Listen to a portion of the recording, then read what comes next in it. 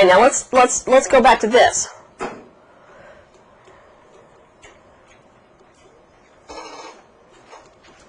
Okay, let me show you this. Okay. All right. Today is the 3rd. Let's look at these different antiderivatives.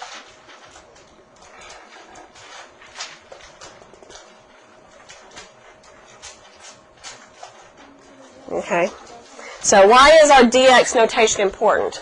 Well, here's the one that we haven't seen yet, is what if we're trying to take the antiderivative of a constant?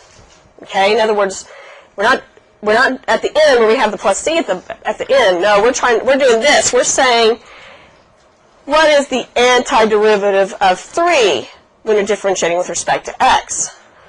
What is the antiderivative of 3 when you're differentiating with respect to t?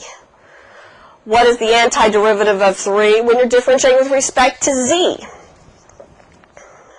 Well, there's really not too much difference between these, but it's still important because you have to use the right variable. All right, so let's see if we can think about this.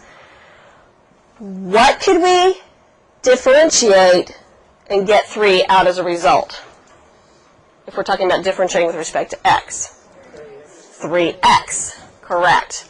So the antiderivative here of 3 dx, that dx is important because it tells me what variable I need to use here. So this would be 3x plus c. Of course, because we have our antiderivative here, we got to have our arbitrary constant. So what could we differentiate and get 3 when we're differentiating with respect to t? So what do you think the difference there is? It's 3t plus c. So that's why that notation is really critical. If we have to take the antiderivative of a constant, that notation is telling us what variable, when we antidifferentiate, are we going to end up with. So what's this one? 3z plus c. So they actually, the notation is really important. We don't want to put an x in here when we had a dt to start with. Okay. And any one of those that you differentiated, if you differentiate the first one with respect to x, in other words, if you do the check here and you want to write your notation correctly, you would differentiate with respect to x, 3x plus c.